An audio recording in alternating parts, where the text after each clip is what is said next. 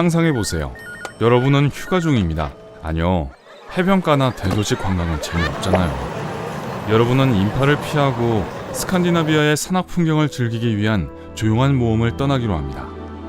날씨는 고요하고 주변의 자연은 숨이 막힐 정도예요. 그리고 이 독특한 휴가에는 한 가지가 더 포함되어 있어요. 한적한 강물을 따라 멋진 보트를 타고 경치를 감상하는 거죠. 육지를 떠나 모험을 하는 동안 배를 흔드는 파도는 전혀 없습니다. 아무도 모르게 다가오고 있는 위험을 알 수가 없겠죠. 하지만 눈을 감고 신선한 산 공기를 깊이 들이마시는 순간 갑자기 배가 방향을 트는 것이 느껴집니다. 배를 끌어당기는 무언가는 점점 더 강해질 뿐이고 여러분의 심장은 요동치기 시작합니다. 아무리 열심히 노를 저어서 배를 조종해 보려고 해도 헛수고입니다. 그런데 그때 무언가가 눈에 들어옵니다.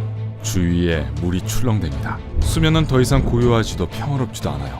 거품이 이는 소용돌이로 변했습니다. 설상가상으로 마치 고대 신화에 나오는 것 같은 거대한 짐승이 배고픈 입속으로 여러분을 끌어당기고 있어요. 그것의 이름은 바로 솔트스트라우멘 마엘스트롬입니다. 이름 때문에 크라켄과 같은 전설적인 괴물을 상상했을지도 몰라요. 하지만 세상에서 가장 강력한 소용돌이에 빨려 들어가고 있다는 사실을 발견합니다. 휴, 적어도 오늘 신화 속의 바다 괴물들과 싸울 필요는 없겠군요. 하지만 아직도 위험에 처해 있으니 방심하지 마세요. 수세기 동안 이런 소용돌이, 즉 마엘스트롬은 전설에 불과했습니다. 그 존재에 대한 설명도 없었고 운이 나쁜 선박이 일단 빠지면 구해낼 방도도 없었죠. 이 현상이 처음으로 가장 잘 알려지게 된 것은 호모의 오디세이에서였습니다. 거대한 바다 괴물 카리브디스가 묘사되었는데 유일하게 볼 수 있는 부분은 그 짐승의 입뿐이었습니다. 입을 크게 벌리면 배를 통째로 삼킬 수 있을 정도였어요. 짐승의 입안에는 어둠밖에 존재하지 않았죠. 이 모습이 정말 마엘스트롬을 표현한 것이었을까요? 기억하세요. 사람들은 무언가의 정체나 그 존재 이유를 설명할 수 없을 때 서사적인 전설의 형태로 표현하곤 한다는 사실을요. 하지만 오늘날 과학은 우리가 지질 현상을 더 잘 이해할 수 있게 해주었습니다. 물론 소용돌이가 여전히 자연의 놀라운 힘을 보여주는 멋진 예라는 것은 변함이 없죠. 소용돌이는 중심을 향해 회전하며 흐르는 물로 두 개의 물살이 서로 중심에 부딪히게 됩니다. 그 결과로 소용돌이가 탄생하죠. 이 괴물의 눈을 보면 이상한 현상을 발견할 수 있습니다. 하나의 물살이 다른 하나의 물살을 감싸고 있다는 거죠. 마치 서로 몸을 꼬며 회전하는 복잡한 춤과 같습니다. 사실 이 과정은 단순한 혼합 과정입니다. 본래 성질상 물줄기는 서로 섞이려고 하지만 그 힘과 속도가 전체 과정을 훨씬 더 어렵게 만들죠. 그래서 난류가 발생하게 됩니다. 물살과 부딪혀 소용돌이를 일으키는 또 다른 요인은 바람입니다. 이 두 가지 힘, 즉 바람과 물살이 한 지점 주변을 빙빙 돌면서 합쳐지는 것을 상상해보세요. 네, 매우 강력한 소용돌이가 되겠죠? 거대한 소용돌이는 마엘스트롬이라고 불립니다. 바다 표면 아래로 지나가는 고약한 물 토네이도라고 생각할지도 모르지만 사실은 전혀 그렇지 않습니다.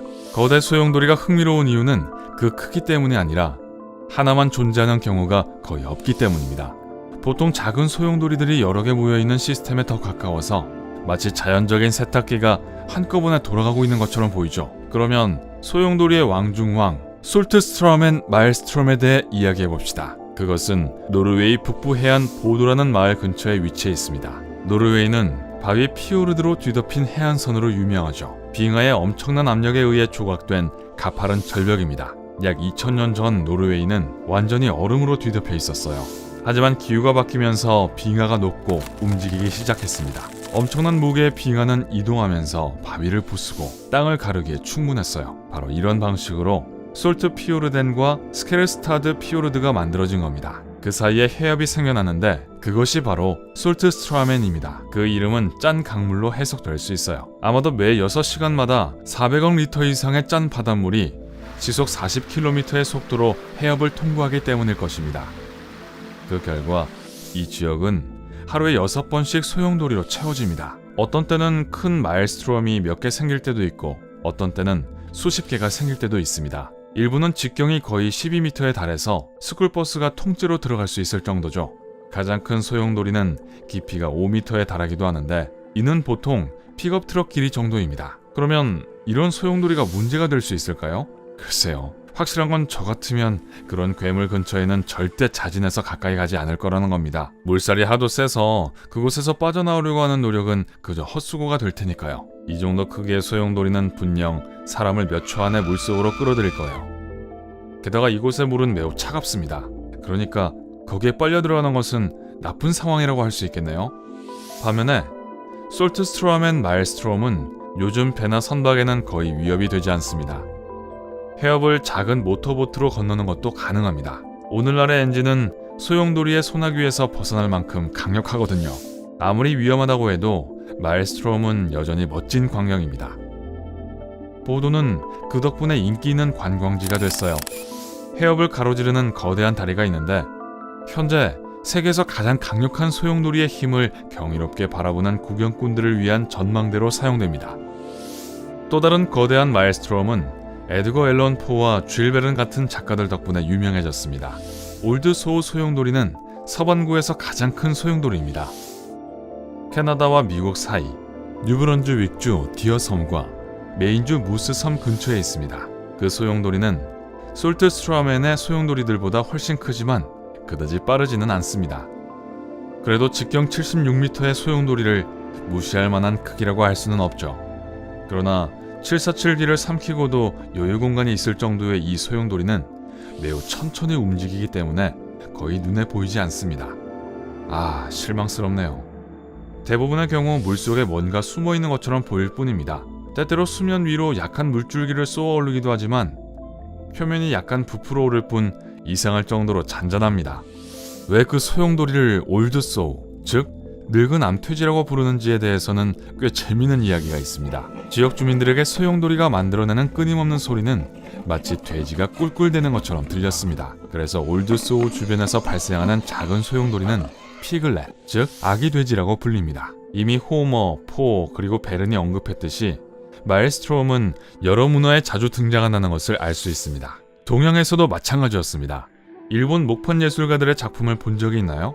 그 작품 속에 표현된 바다의 풍경은 아주 매혹적입니다. 목판 예술의 거장인 우타가와 히로시게는 아와 나루토의 소용돌이라는 작품을 만들었는데요. 그 소용돌이는 실제로 존재합니다. 다른 소용돌이처럼 나루토 소용돌이 또한 해협에 위치해 있습니다. 나루토 섬과 아와지 섬을 흐르는 물살은 시속 20km입니다. 봄철 해류가 밀려 들어오면 소용돌이는 직경이 20m 이상에 달하는데 이것은 볼링 레인만큼 길어요.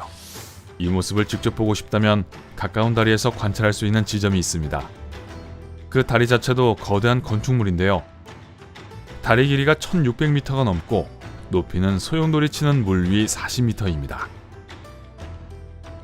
말씀드리고 싶은 곳이 하나 더 있는데 바로 코리브레칸만입니다. 스코틀랜드의 한 신화에 따르면 겨울의 여신인 캘리버가 이곳을 빨래통으로 사용했다고 합니다. 신화에선 이곳이 코리브레칸의 소용돌이가 시작되는 곳이라고 했죠. 이곳은 세계에서 두 번째로 큰 마엘스트롬으로 하루에 1시간 정도만 소용돌이가 발생하지 않습니다. 하지만 소용돌이가 없더라도 스코틀랜드의 주라섬과 스카바섬 사이의 해협을 흐르는 물살은 매우 빠릅니다. 그러니 사람들이 실제로 헤엄쳐서 이 해협을 건너다는 말을 들었을 때 제가 얼마나 놀랐는지 상상이 되실 거예요. 그 사람들을 와일드 스위머라고 부르는데 코리브레칸만은 그들에게 가장 인기 있는 장소입니다. 이 스릴 넘치는 모험을 즐기는 사람들은 단순히 해변이나 수영장 대신 수영하기에 위험한 장소들을 찾아 나섭니다. 빠른 물살에 800m 해협을 건너려고 시도하다가 죽을 뻔해서 다윈상을 받은 사람들이 분명 많이 있을 거예요. 우리 밝은면 가족들은 그저 먼 곳에서 소용돌이를 감상하기만 하라고 말씀드리고 싶어요. 어떤 소용돌이를 직접 보고 싶으세요? 아니면 볼만한 가치가 있는 다른 자연현상을 추천해 주시겠어요? 아래 댓글로 알려주세요. 오늘 새로운 것을 배웠다면 이 비디오에 좋아요를 주고 친구와 공유하세요. 하지만 잠깐! 절대 소용돌이에서 물놀이를 하면 안 됩니다. 대신 여러분을 위한 2000개 이상의 멋진 비디오를 확인해보세요. 왼쪽 혹은 오른쪽 비디오를 클릭하고 즐기세요. 삶의 밝은 면에 머무르세요.